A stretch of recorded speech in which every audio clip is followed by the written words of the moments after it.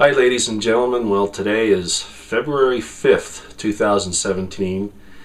It is Super Bowl Sunday.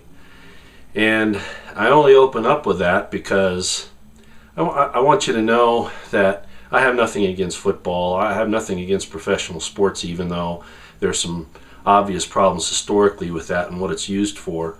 And it's been very successful in making the American male, American people, generally not really concerned about what keeps their families alive, but that's a whole nother issue.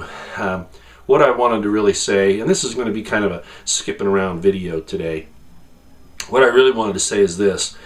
We hear the left constantly saying that, and even the government came out and said, no more, religion in anywhere in the government. You can't even have scriptures from the Bible on your desk, like that one Marine who was court-martialed for having a verse of scripture on the computer. All kinds of things like that. And so, as everyone knows, there's been a war on Christianity worldwide.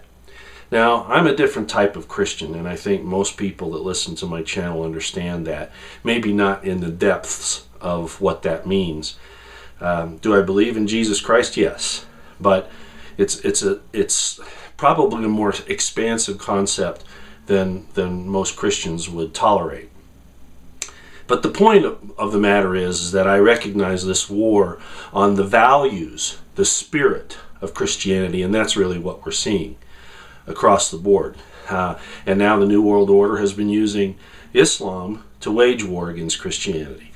Because, as I've said in past videos, Islam will be the model for the New World Order religion. As a matter of fact, it really is. That's what it is.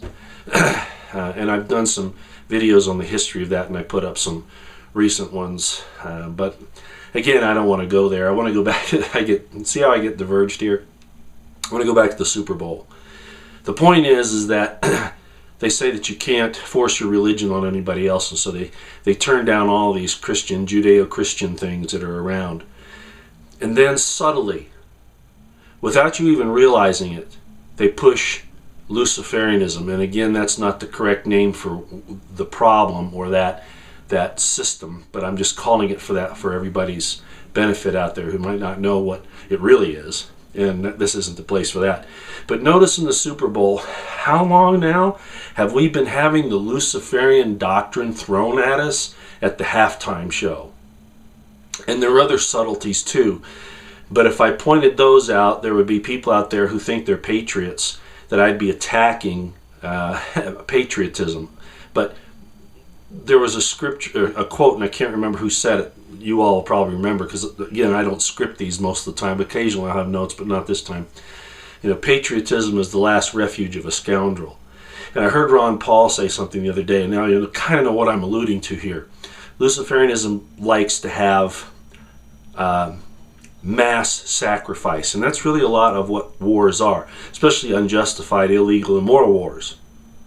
Defensive wars, that's one thing, but that has all been turned around. It used to be called the Department of War, the War Department, back in the 30s and 40s, and then they changed it to the innocuous Department of Defense, and yet we're more militaristic than we've ever been.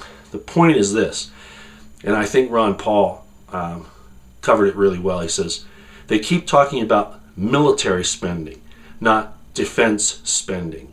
And there is a difference, because Eisenhower warned about the military-industrial complex, which is an appendage of the Luciferian system. So there's a lot of stuff that happens during the Super Bowl game that's a real problem. I love the United States. I love the Constitution. I love the basic, not Obama's values that he thinks are values, but the core values of the Founding Fathers. I love those, and the concepts in the Constitution, the Bill of Rights, the Declaration of Independence. But we've gone way overboard on what we think defense is. So combined with the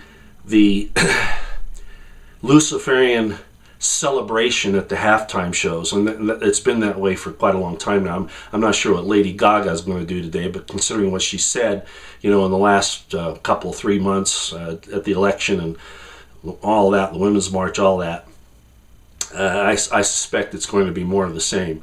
And then the celebration of militarism which is the celebration, not of defense. I've got to say that, and I have every right in the world to say it. I was an Army officer. I understand this. I know I'm a historian. I understand it. To celebrate militarism is dangerous. Okay, it's wrong and it's dangerous. To celebrate the concept of being able to defend yourself and to warn others not to attack you is one thing, but that's not what's happening here. And I hope you understand that. So, Super Bowl Sunday, I'm not really all that interested. I enjoy football, but it's not an obsession. Okay, like some other commentators say, my obsession is liberty. Okay, and getting that restored. And Donald Trump right now is the leader of that movement, and that's a great thing. But I'm not going to belabor that, other than to say something else here on this latest federal judge ruling that, and I want you to know he based this ruling on against the ban, which it isn't really a ban, but just for discussion's sake, he based it on the concept of equal protection under the law. How absurd. And I said in a tweet, that's irrelevant to this thing. It's even immaterial, and it's absurd. But we know everybody's coming after Trump. We know everyone's trying to destroy the United States. So, here we go. Now, did we go bomb? And I've said this before, didn't we go bomb and cause wars against people that we shouldn't have? Yes, but the same people, mind you, that did that so that we would have all of these other crises, create perpetual warfare, are the same ones that are trying to stop Trump from protecting us against the folly that our leaders caused, and that those in the military-industrial complex and the New World Order and the deep state caused. He understands that. Okay, off that topic. Okay, well, that's just going to go out the door there. Twitter. Wow. I'm glad I'm there. I think it's really cool. But I can see now why I didn't want to get stuck in Facebook. These things really are internet ghettos. You really got to be careful in these things. But I was on for a few days, and, I have, 30 people I'm following now. It's slowly creeped up. Most of those are for information, not for, well, I'll just say it this way, okay? I got on Twitter not to be, and I've heard it called this, forgive me for using the term, a click whore. My YouTube channel, I'm not concerned about clicks. If I had Facebook, I wouldn't worry about how many friends I have. And on Twitter, I don't care how many I'm following or are following me, particularly following me. That doesn't matter to me. I mean, it's nice, obviously, but I'm there for information and to give it out, to complete the circuit for those who are interested. So, I start seeing all these people, and again, I'm not putting this down. This is not a bad thing, but I just want you to know it's not what I'm about. People that have, thousands and thousands of followers and thousands of those that they're following. Again, I'm not putting it down. I just want you to know that's not why I'm here, okay? I'm not out to grow that in that sense. I'm out to give information. Again, if they want to use it for that, that's fine. But when I first saw it, especially with some of the responses I was getting from some of those people, I got concerned because, I thought, what's going on here? It just looked, it looked ridiculous. How in the hell, I'll say it, how in the hell can you possibly follow thousands of people? But again, if that's the game, if that's what people enjoy, that's fine with me. But I apologize for anybody out there that I may have made uncomfortable or maybe thought that I was insulting them. I really thought that it was just not real, is what I thought. But then I started looking at more and more, and of course there are a lot of well-known people out there who have thousands of people that they follow. So anyway, I just wanted you to know that I'm not going to play that click game that, I've got more followers than you or whatever.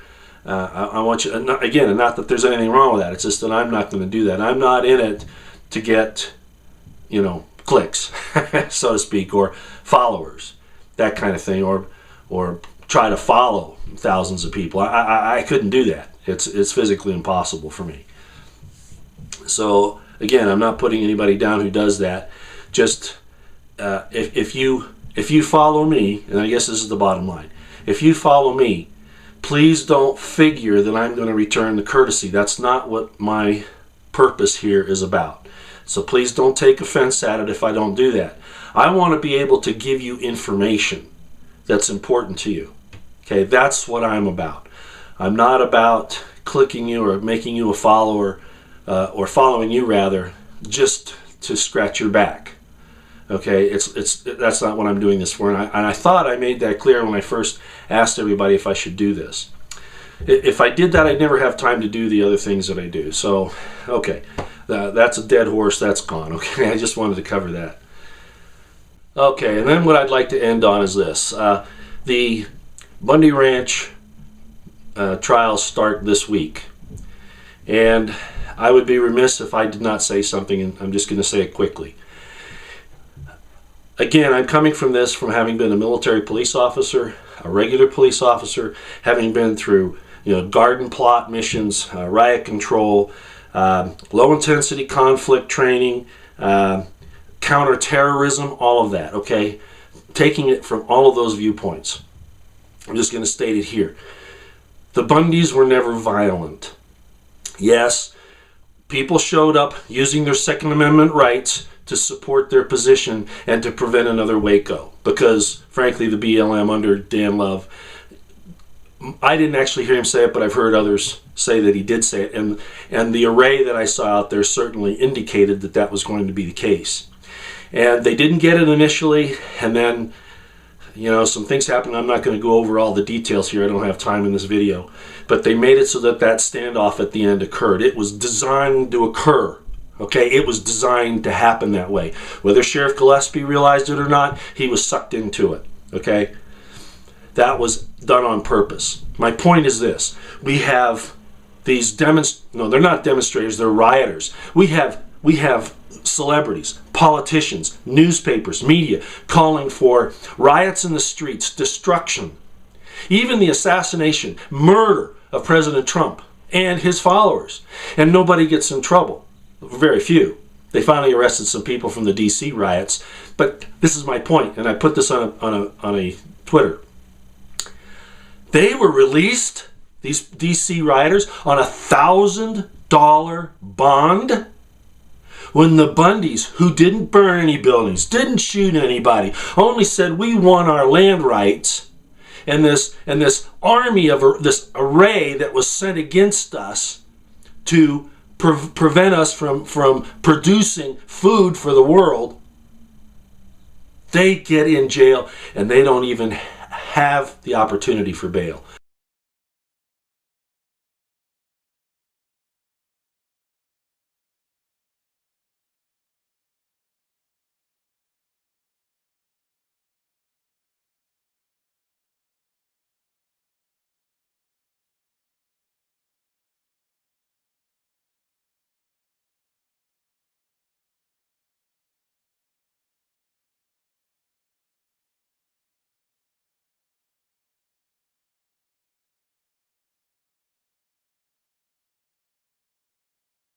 This is upside down, folks. It's coming up this week. I'm going to be watching it very closely, and some other things are going to happen, and I'll let you know after they do. I don't want to make it look like I'm influencing the trial at this point, other than to say the things that are known out there at this point. Okay, that's all for now out here.